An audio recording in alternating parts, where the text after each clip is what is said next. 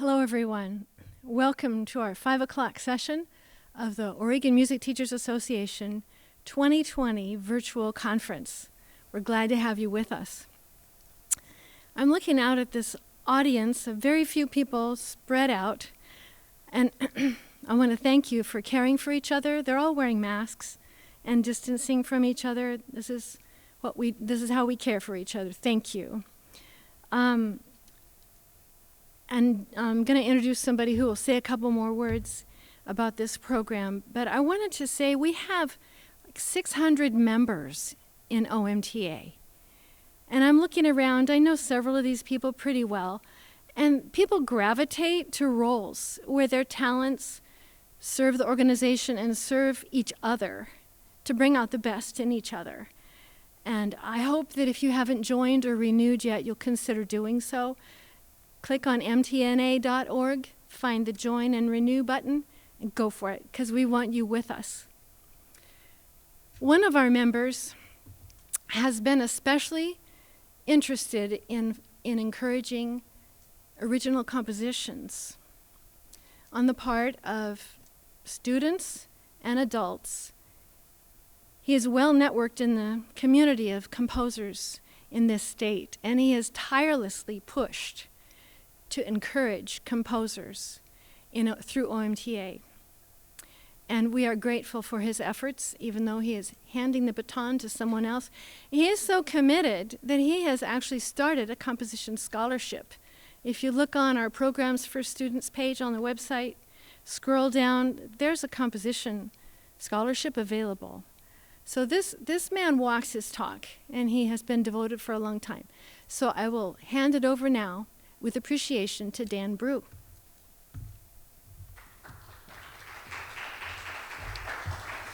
Thank you, Sarah. I really appreciate that very much. That was very sweet. Thank you. I hope everybody out there is doing well and being healthy and staying well. I would like to announce who the next chairperson will be who will replace me, and that will be Patty Duthie. I have total confidence in her and her ability to bring a new freshness to this program. She will be announcing in the next Music News the new Composer of the Year. And so I don't even know who that is yet, so I'm really looking forward to her announcement. I believe that will be in September. So Patty, good luck, and we support you as well. Also, so today's Composer of the Year program, we have Nick Yandell. He is a composer who lives up in Oregon, or Portland, I should say. That was a bad mistake. Portland's only a small part of Oregon, so please forgive me. So Nick, please come out.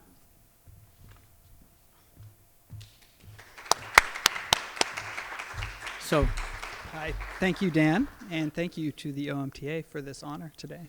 Thanks so much. I'm going to ask a couple questions like I normally do. So the first question is, who is Nick Yandell? I have known him for 10 years now, and he's been part of our community, involved in Cascadia Composers, his own visions and things. He's just been a big part of our community.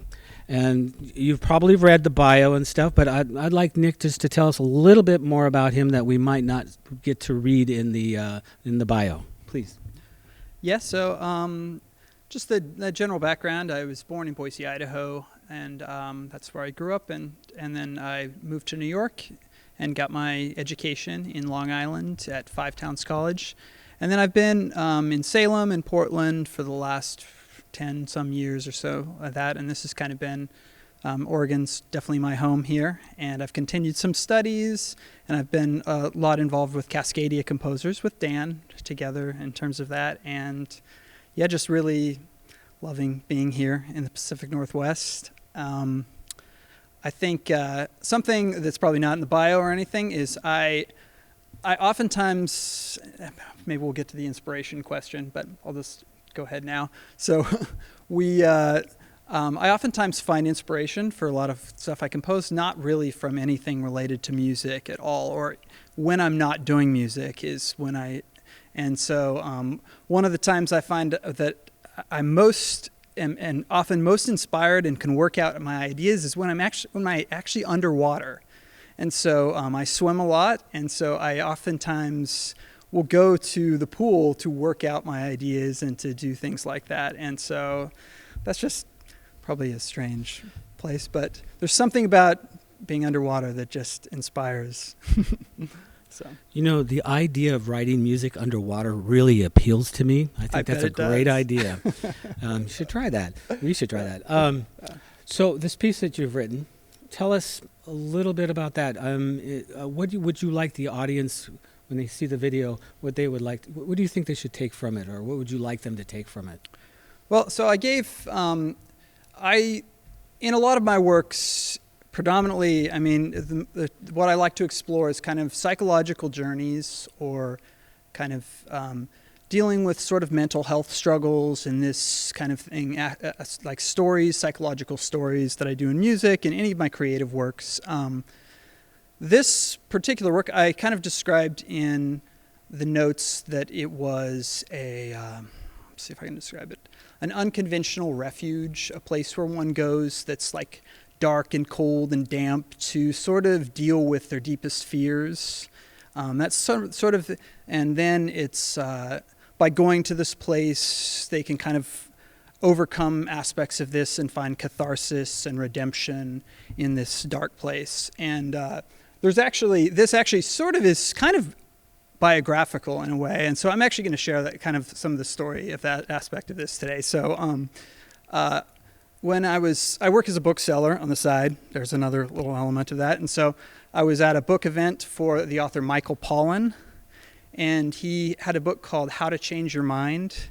And during the process of this book, he talks about kind of the idea of using altered consciousness to explore mental health, to kind of get through mental health problems and things like that. And he, in this, and one of the main aspects of this book he talks about is when you're kind of going into dark places, when you're in these altered states, is that this is probably something that your mind is trying to deal with and is trying to really cope with and get over. And that when you're going there, you should go there. Don't run away from it, to go there.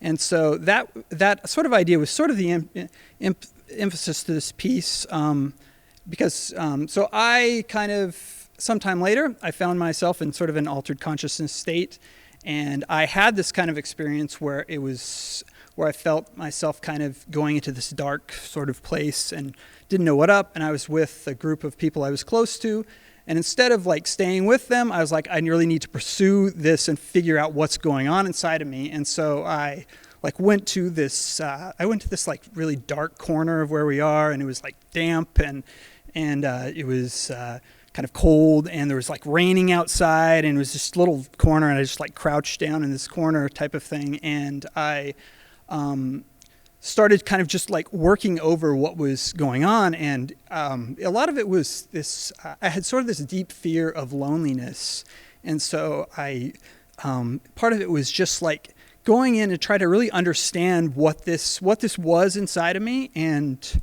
like just see that these sort of imaginary walls that would block me off from people and all this kind of stuff. And basically, so I went into this kind of place, and by going in this really uncomfortable, dark place and just facing that and being isolated and alone, I was able to kind of really face what this was inside of me. And because of that, I kind of like tearing down the walls of all that, and really being able to, when I get this feeling in the future, being able to have some understanding of how to deal with it, because I went through it. I went to the dark places there, and I got through it. And basically, that's what I wrote this whole piece about, was that kind of experience. So this painting, yeah, I don't know if the audience out there in the video, to see the texture of this thing, it's very, very, it's very beautiful. Tell us about the painting. So the painting is this idea of, I mean, it's similar. It's actually in the rain, raindrops falling on this. You've got this kind of crouched figure, which is sort of based on this experience here. There's like a light, but it's sort of like blocked off by that. It's over here. I don't know if you can see in there, the rain is actually made of pieces of broken glass. Oh, cool. And so they're coming down like that. And even the guy's like coming right out of it. Yeah, it's made of paint chips stacked up. The face is also made of broken glass. I tend to like, on the side, I also do visual art, and I also write.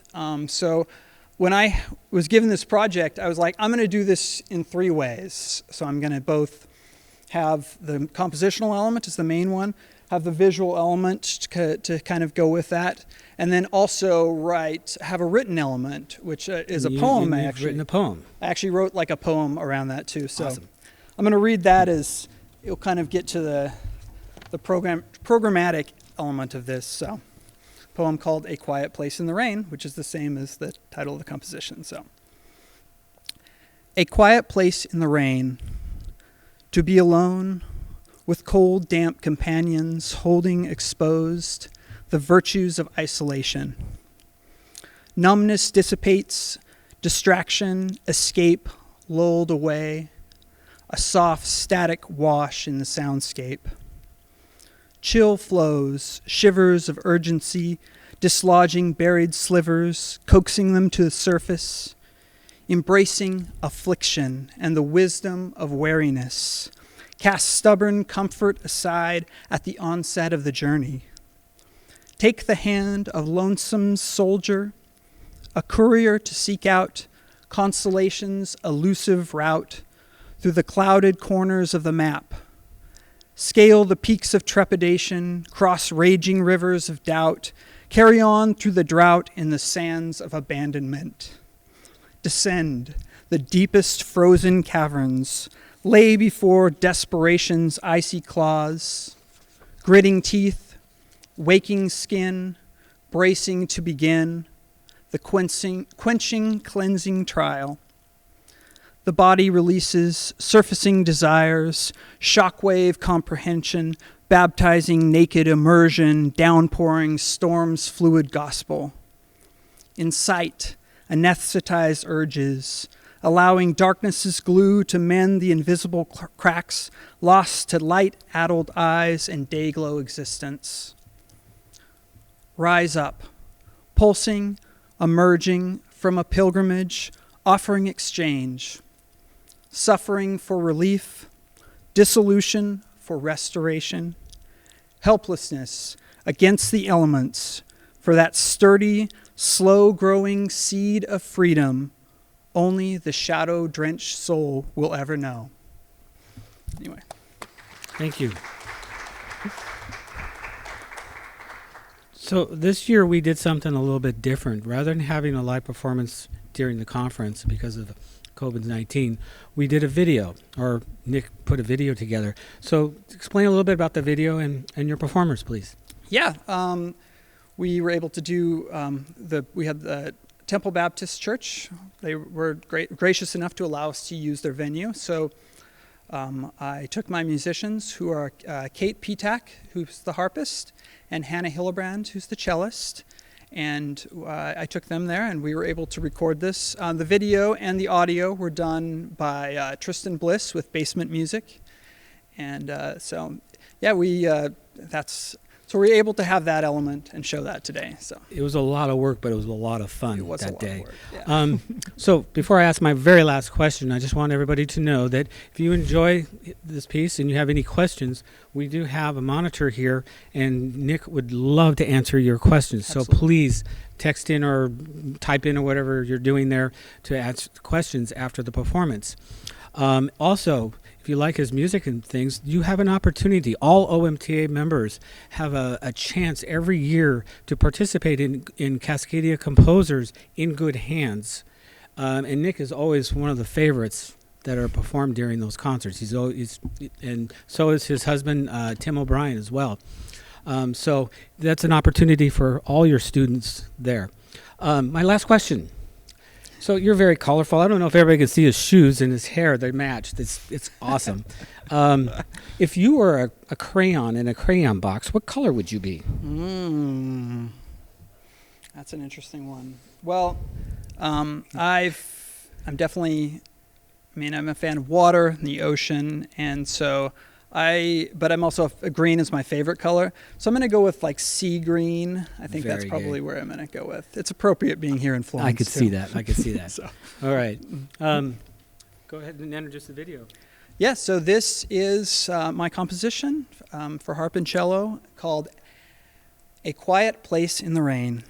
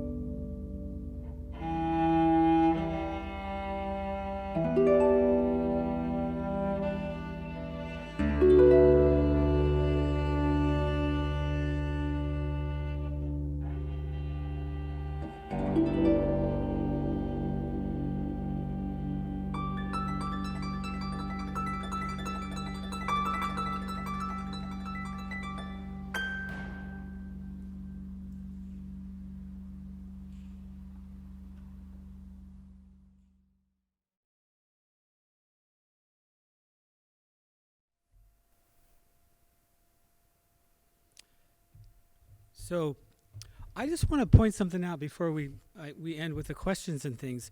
10 years ago, when I was Composer of the Year, we had an audience full of teachers and the theremin on the stage, and it was a lot of fun. I just want the audience to know, you guys out there to know what it's like now. This is awesome. We didn't have a monitor on stage to hear the video, but everybody out in the audience, all the teachers like Peter and Cindy and a few others, are all holding their phones and watching the video. It's kind of awesome. I just had to point that out. And also I want to thank OMTA and everybody for the last 10 years as I have been the chairperson. If you have any questions for Nick, now is the time to ask it, and I'm just going to turn it over to Nick, and then Sarah has a few things to say about tomorrow. Thank you. Cool. Thank you. Thank you so much.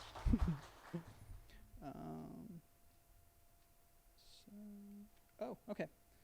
Looks like we've got a few questions over here. And it looks like the first question, which is always a good one, which I like, is how can we purchase the sheet music? So I'll be working on that. I will have info on that on my website, which is just my name, which is nicholasunyandell.com. And I'll put a link to the sheet music up. I haven't done it yet. So, but the other question here looks like that question, by the way, was from Sophie Phillips Meadow, and also the other question here from Matt Cooper is that 02379 pitch class is the same as what some people call the Japanese pentatonic scale. No? I'm not 100% sure. It is a pentatonic of some type. It's do you know that, Dan? I'm not 100% sure if that is correct or not. It probably is, and if you heard that sound, that probably is. He's probably got that. I'm going to trust you on Matt and say it probably is on that. So we've got another one here. So Kathy Galt is saying here, for the doddering oldsters among us. Oh, Kathy. All right. Nick, could you please explain what pitch class is? Is it like the modern version of a tone row? Also, what is zero? Same as tonic or... And then she says, gosh, wonderful music. Thanks, Kathy. So I'm going to say, so a pitch class is, it's a series of, it's mostly based on intervals, actually. So it's a series of pitches that aren't really like, they're not really in a key or anything. It's kind of the relationship between pitches, like various intervals and things like that. So zero is basically, I guess it's kind of just the beginning place on that. So if this, so 0, 2, 3, 7, 9, if you were to make C 0, so it would be C and then D, then, so 2 would be D, 3 would be E flat, 7 would be G, and then 9 would be A. So it forms what I would call because I went to a jazz school, and so we talked about theory a little differently. I would call it a minor 6/9 chord. I'm not 100% sure if that translates, but for those who were studied in jazz theory, that's what that is. So it's kind of like a tone row. I think it has kind of similar where it's relationship between the tones, but it's very much interval based. So that's that could be anywhere in the piece, and then those intervals are scattered. They're scattered throughout, but that forms the basis of the harmony and forms the basis of the melodic ideas, and that chord becomes kind of the essence of the central part of the piece. So it's a good question, though. I have from Chopinois. It looks like. Can you describe how you put the piece together? Did you begin at the beginning and write through compose, or did you work in sections or in some other way? I started kind of writing the piece prior to really having a lot of organizational, because I just kind of start working through ideas and oftentimes try to come up with what that is. I did kind of had the general concept of what I wanted in mind, which is kind of what I described with that. So I really wanted to have a very dramatic kind of narrative type of piece. And I had two particular tone centers in mind. Basically, I wanted most of the piece to be in one pitch class tone center, and then the other one to change partial the way through. And for those who, it changes from 02379 pitch class to a 02479, which basically means all I really did is I took that minor 6/9 chord and made that into a major 6/9 chord at the end, just to give it a brighter sound. So kind of that it's arrived in this brighter place, this sort of brighter outlook, which you can kind of hear musically, whether you understand the aspect of the pitch class anyway. So I had that particular element I want together, and then I really wanted to dig into the harp.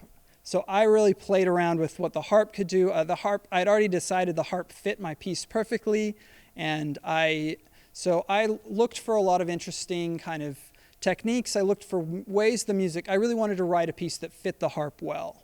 And so that was, I studied a lot of orchestration books on all that kind of stuff and really put that together.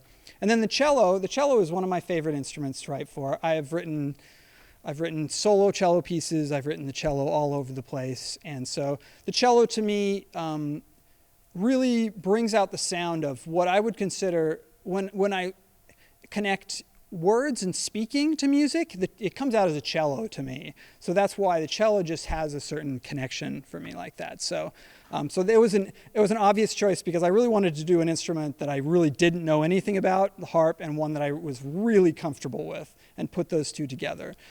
And so yeah, I think other than that, that's I do work in sections. It was a long process, but it's a long and fun process. So. Okay, Matt Cooper's response saying, "Whoops, I might be wrong about the so-called Japanese pentatonic. I think it's a 02378 for those who are interested in that, instead of the 9 at the end there." So I'll have to check into that, Matt. Maybe, yeah, I'm interested to know which one it is too. So, and I think that looks like all the questions. We've got, did you add one more? Oh, we've got 2 of those. Oh, okay. Sorry, also from Chopinois, I guess. All right.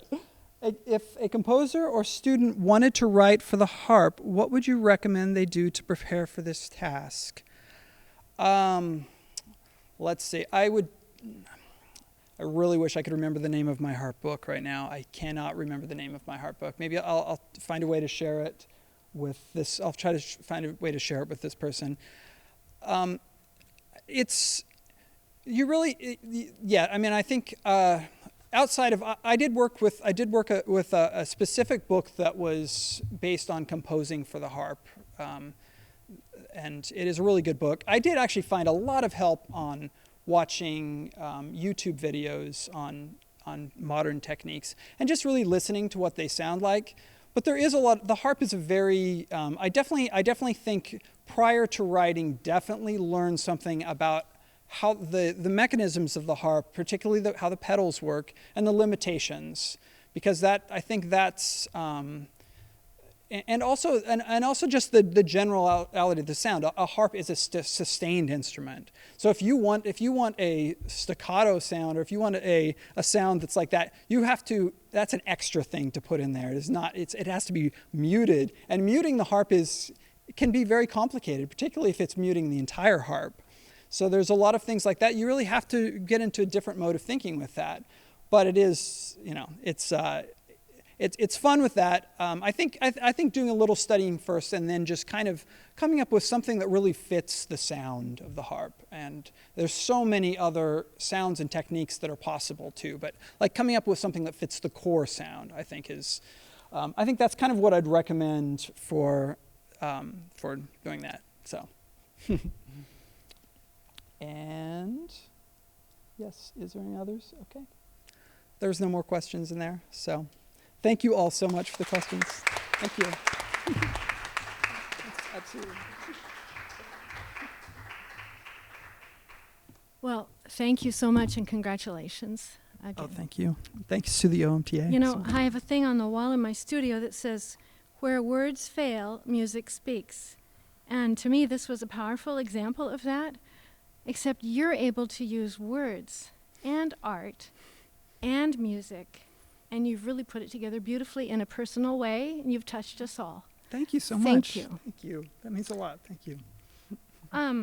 I want to mention that tomorrow morning we'll be getting going at 9 a.m. with our general membership meeting. And there's a separate link that you should have received if you're an OMTA member. Is it on the regular conference page too, or? No, it's on the OMTA website, and all of our members have received an email in making sure that you know about the annual general membership meeting. So see you at 9 a.m. and then our programming gets started at 11 o'clock with Jessica Pacheco, our Brazilian presenter. You don't want to miss that. Okay, see you in the morning. Thank you, everybody.